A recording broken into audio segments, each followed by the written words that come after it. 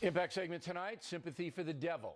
Rolling Stone magazine has published an interview with Joaquin El Chapo Guzman, the escaped but now recaptured drug trafficker. Interview was done by actor Sean Penn, a far-left guy, as you know. In the body of the piece, Penn appears to sympathize with the Mexican drug lord, saying, quote, El Chapo is a businessman first and only resorts to violence when he deems it advantageous to himself or his business interests. Only? I don't murder people when they're contrary to my business interests, do you? But apparently, according to Penn, El Chapo is justified.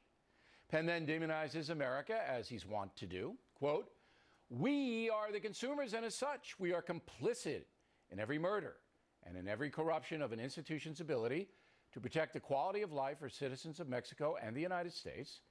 That comes as a result of our insatiable appetite for illicit narcotics.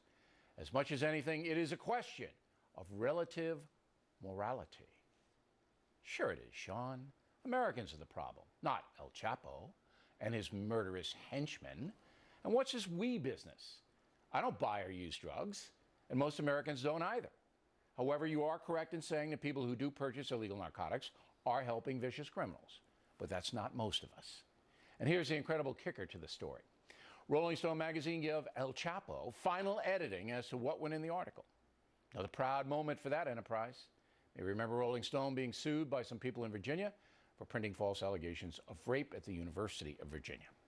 With us now, Stephen Brill, founder of the Yale Journalism Initiative. First of all, giving a gangster final cut on the story. I've never heard anything like that. Well, it's just plain stupid, but he shouldn't take the credit for the final cut on this, because the other really interesting thing, this article is so badly written. Yeah, but Penn's an actor. You don't expect him to write. The whole thing is just a But have you ever heard? Fiasco.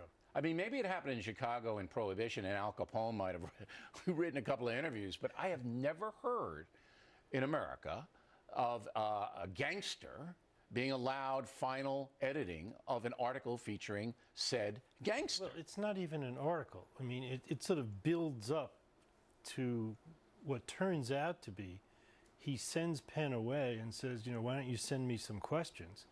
And then he sends back the answers. So it's not even an edit. He wrote the article. Right, but he was there with El Chapo, I believe, and I have no evidence to base this on, none. I believe that somebody tipped the Mexican authorities because everybody knew Penn was there, they saw him, and that's how they got El Chapo, but they'll never realize that. But what difference is that? I mean, the whole point is here that here's a guy who asks this drug dealer, what's your relationship with your mother?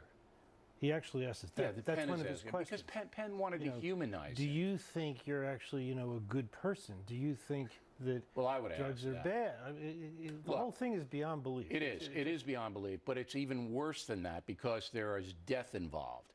Here's a bit of what happened when El Chapo was taken into custody a couple of days ago. Roll the tape.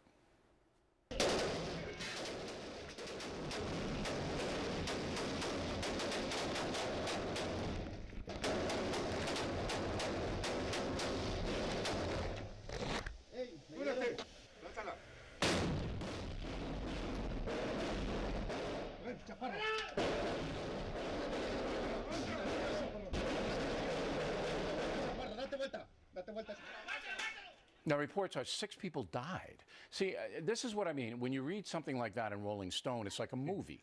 But it's not real life. Of course, people only die in the interview when they bother him or cause him trouble. He doesn't seek out this stuff. He's a good guy.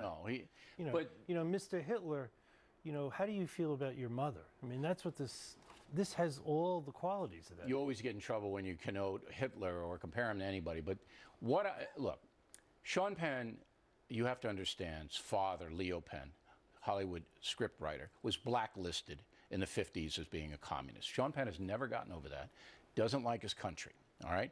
He was Hugo Chavez's big friend, Sean Penn. How many people did Hugo Chavez brutalize, before he died? Now he's trying to make this guy sympathetic. But the vehicle, Rolling Stone, this has got to be it for them. I think it's the end for them. I think you're right. I mean, I don't agree with anything you just said about, Sean Penn and the left. And this has nothing to do with You don't agree with that? Well, this is just plain lousy journalism. Okay, but that aside, Fidel Castro could have written it and it would be lousy journalism. there's always a motivation when lousy journalism comes to play. And I think the motivation is for Sean Penn to attack his country. He keeps coming back from that. What could the motivation be for Rolling Stone other than being Money. stupid? Money. And, well, All I of don't know these where they get the publications money are in dire, dire trouble. well, Money. sure. But I don't know where the money stems from this. I think this just causes Sales, more trouble. attention. Editorially it does, but I think they've given it up. You know, I'm not sure what advertisers want to be in a magazine that is, celebrating That's a good this point. guy. Selling El Chapo. Well, maybe, the legalized marijuana places where maybe they would want to do it. Well, that would put him out of business at least. That's right. That's small actually part true. of his business. It's actually true. But El Chapo, of course, is proud of he selling heroin and he has bigger methamphetamine. stuff. Yeah, he's proud of that. All right, Mr. Brill, thanks very much. We appreciate Good to it. see you.